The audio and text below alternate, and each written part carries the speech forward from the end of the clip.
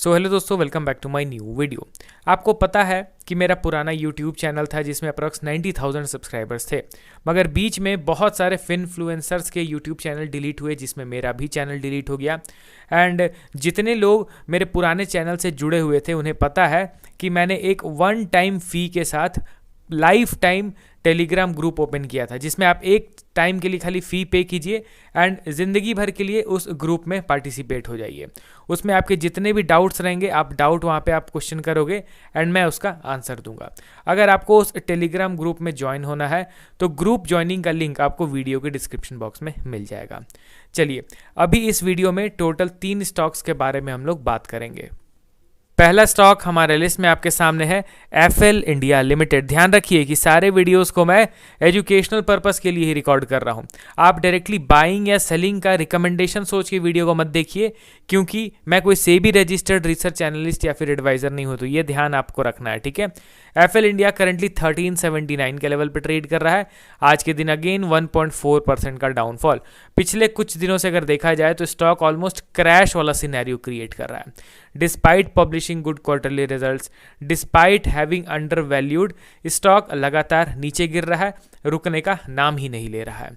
अगर आप इनके इन्वेस्टर के सेक्शन पर नजर डालोगे तो आपको क्लियरली ये चीज़ दिख रहा है दोस्तों कि किस तरीके से बड़े प्लेयर्स एग्रेसिवली स्टॉक में बाइंग कर रहे हैं। इनका शेयर होल्डिंग पैटर्न भी दिन प्रतिदिन स्ट्रांग बनता जा रहा है। प्लस अगर आप इनके वैल्यूएशन के चार्ट को देखोगे तो वो भी आपको काफ़ी ज़्यादा अट्रैक्ट करेगा। तो अभी के टाइम पे आप फंडामेंटल वाइज ऐसा कोई पॉइंट नहीं आइडेंटिफाई कर पाओगे जिस रीज़न से स्टॉक में करेक्शन हो रहा है, समझ रहे हो ना। मगर ये तो हम सभी लोगों को पता है कि फंडामेंटल्स अच्छे होने के बावजूद ये ज़रूरी नहीं कि स्टॉक हर दिन ऊपर की ओर मूव करे। हाँ, फंडामेंटल्स अगर अच्छे हैं, अर्निंग्स अगर लगातार ग्रो कर रहे हैं, तो ये कॉन्फिडेंस ज़रूर मिलता है इससे कि आने वाले समय में इन द लॉन्ग रन ये ज़रूर अच्छे रिटर्न देगा। भले ही शॉर्ट टर्म में अनसर्टेनिटी, वोलेटिलिटी का सामना हम लोगों को करना पड़े, but in the long run stock अच्छे रिटर्न्स डिलीवर करने का पोटेंशियल रखता है। एक इंपॉर्टेंट चीज़ मैं आप लोगों को दिखाना चाहूँगा, ठीक है। आप स्क्रीनर के वेबसाइट में रेशियोज़ के सेक्शन में चले जाना, सॉरी रेशियोज़ में नहीं, आपको जाना है सिंपली इस वाले टैब्यूलर फॉर्म में। यहाँ पे आप एक चीज़ ध्यान दीजिएगा, आप अनेकों स्टॉक्स के साथ बैक टेस्ट भी कर सकते हो। जितना कंपनी का सेल्स ग्रोथ और प्रॉफिट ग्रोथ रहता है, उससे ज़्यादा ही कंपनी का स्टॉक प्राइस CAGR रहता है। ये चीज़ आप ध्यान में लेके चलिए। पिछले 3 साल का यहाँ पे आप प्रॉफिट ग्रोथ देख रहे हो, कितना है स्टॉक का? 21%। एंड 3 साल का स्टॉक प्राइस CAGR कितना है? ओनली 12%। हमेशा स्टॉक का जो भाव है वो प्रॉफिट के ग्रोथ से ज़्यादा तेज़ रफ्तार में ऊपर की ओर मूव करता है। पिछले 5 साल का आप देखोगे तो 5 साल में 42% का ग्रोथ दिखाया है कंपनी ने प्रॉफिट में, एंड वहीं पिछले 5 साल में कैगर कितना है? ओनली 6%। जो स्टॉक लगातार ऊपर जा रहे हैं, जिनमें बड़ा करेक्शन नहीं हुआ है ना, उन स्टॉक्स के आप इस पर्टिकुलर डेटा को चेकआउट करना, तो आपको अच्छे तरीके से आइडिया मिलेगा कि मैं क्या आपको बताने की कोशिश कर रहा हूँ। बेसिकली यहाँ पे जितना भी आप प्रॉफिट ग्रोथ देख रहे हो इन टर्म्स ऑफ परसेंटेज, उतना या फिर उससे ज़्यादा स्टॉक प्राइस CAGR होता है। ये मैं कैसे कह सकता हूँ? क्योंकि देखिए दोस्तों, अर्निंग स्टॉक प्राइस से ही रिलेट करता है। जितना अर्निंग बढ़ेगा उतना स्टॉक प्राइस मूव करेगा।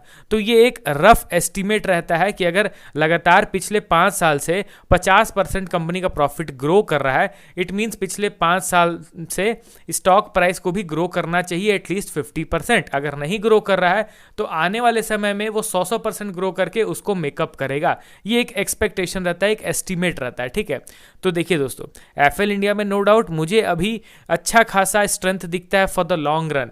इन द लॉन्ग रन ये अच्छे रिटर्न्स डिलीवर कर सकता है, बट शॉर्ट टर्म में ये नो डाउट लोगों को काफ़ी ज़्यादा परेशान कर रहा है। अभी टेक्निकली अगर इसके चार्ट को देखोगे तो ये अपने one of the major support level पे अभी करंटली आ गया है। यहाँ पे थोड़ा सा हम लोगों को अलर्ट रहने की ज़रूरत है। जिस हिसाब से ये नीचे गिर रहा है, ऑल टाइम हाई से ये कितना नीचे गिर गया? ऑलमोस्ट 40%। अब 40% गिरने के बाद भी अभी के टाइम पे ऐसा कुछ वैसा संकेत नहीं दिख रहा है जिस बेसिस पे मैं ये कह सकूं कि 40% गिर गया, अब ये और नीचे नहीं गिरेगा। नहीं, वैसा कुछ भी सिनेरियो नहीं दिख रहा है। प्लस चार्ट को अगर मैं जूम आउट करूंगा तो आपको पता चल जाएगा कि ये स्टॉक का मल्टी ईयर ब्रेकआउट लेवल था। इस लेवल को स्टॉक ने काफ़ी लंबे समय के बाद ब्रेकआउट दिया था। अब ये उसी पर्टिकुलर लेवल पे दोबारा से आता हुआ दिखाई दे रहा है। तो ध्यान रखिए स्टॉक अभी अपने मेजर सपोर्ट लेवल पे ट्रेड कर रहा है। इसका ब्रेकडाउन हुआ तो सिनेरियो थोड़ा नेगेटिव हो जाएगा। मैं यहाँ पे फिर और फर्दर करेक्शंस एक्सपेक्ट करने लग जाऊंगा अगर ये करंट सपोर्ट को ब्रेक डाउन करता है तो। शॉर्ट टू मीडियम टर्म के लिए भी स्टॉक का ट्रेंड बेयरिश हो जाएगा, तो होपफुली ब्रेकआउट ना मिले जिससे लोगों को ज़्यादा परेशानी ना हो। अब चलिए देखिए दोस्तों, रिजल्ट्स खराब आए, वैल्यूएशन महंगा रहे और करेक्शन हो जाए तो वो चलता है, लोग डाइजेस्ट कर लेते हैं। हम लोग एक्सपेक्ट करते हैं कि हाँ भाई गिरना ही चाहिए, रिजल्ट्स खराब आ रहे हैं, मगर सारा चीज़ अच्छा है तो लोगों का होप टूटता चला जाता है कि यार इतना हम लोगों ने मेहनत से फंडामेंटल एनालिसिस करा, सारा चीज़ हम लोगों ने ट्रैक किया, सब बढ़िया लगा, उसके बाद जब हम लोग इन्वेस्टमेंट कर रहे हैं तो भी रिटर्न्स नहीं आ रहे हैं, तो भी स्टॉक लगातार नीचे गिर जा रहा है, तो थोड़ा बहुत डिसअपॉइंटमेंट हो जाता है, ये मैं भी मानता हूं दोस्तों। अब चलिए हम लोग बढ़ते हैं अगले स्टॉक की और हमारे लिस्ट में आपके सामने है टाइटन कंपनी लिमिटेड। अब ध्यान दीजिए दोस्तों, टाइटन भी अपने ऑल टाइम हाईज के आसपास ट्रेड कर रहा है, 4325 के लेवल पे ये ट्रेड कर रहा है एंड इसका ऑल टाइम हाई आप देख सकते हो 4380, मतलब ऑल टाइम हाई के आसपास अवेलेबल है। यहाँ पे इसके वैल्यूएशन के चार्ट को देखो, पीक लेवल पे स्टॉक है, स्टिल पी रेशियो देख रहे हो ना कितना अंडर वैल्यूड है, 200 के पास इनका पी रेशियो एक समय पे पहुंच गया था, अभी 200 से 80 पे आ गया। ऑब्वियसली वैल्यूएशन में करेक्शन हुआ है, प्लस इतना हायर लेवल पे ट्रेड करने के बावजूद यहाँ पे आप अगर देखोगे तो monthly wise mutual fund share holding जो है वो हम लोग को अच्छा खासा पॉजिटिव दिख रहा है। अक्सर हम लोग क्या दिखते हैं कि पीक लेवल पे जब कोई स्टॉक पहुंचता है तो म्यूचुअल फंड्स बिकवाली स्टार्ट कर देते हैं, मगर वैसा कुछ टाइटन में नहीं दिख रहा है। Monthly wise mutual fund data में आप देखोगे तो इस जनवरी मंथ में भी ओवरऑल नेट बाइंग किया गया है म्यूचुअल फंड की तरफ से ऑलमोस्ट 3,34,000 शेयर्स। और मैं नीचे स्क्रॉल करूं तो आपको दिखेगा कि सबसे बड़ा बायर ये रहा है, सबसे बड़ा seller and overall net position में म्यूचुअल फंड्स के द्वारा नेट बाइंग ही किया गया है, तो ये क्वाइट पॉजिटिव डेटा है। अब टेक्निकली अगर इसके चार्ट को देखा जाए तो ये स्टॉक अभी पीक लेवल पे ट्रेड कर रहा है, सिंपली अपने इन्वेस्टर्स को मजा दे रहा है जिन्होंने पेशेंस दिखाया कठिन परिस्थिति में।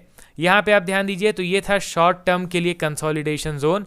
मैं यहाँ पे इस जोन को ड्रॉ कर लेता हूँ, ये देखिए ये था एक कंसोलिडेशन जोन। कितने साल स्टॉक ने कंसोलिडेट किया यहाँ पे? Almost 2 years, complete 2 years. अब इस 2 साल के कंसोलिडेशन के बाद स्टॉक ने ब्रेकआउट दिया, अब ये ऊपर की ओर मूव कर रहा है, तो बस हमें अब रैली को एंजॉय करना है। एंड सिमिलर इसी तरीके से परफेक्ट फिट बैठता है बजाज फाइनेंस का स्टॉक, क्योंकि वो भी लंबे समय के बाद ऊपर की ओर मूव कर रहा है, अब ये भी अपने इन्वेस्टर्स को रैली का मजा दे रहा है।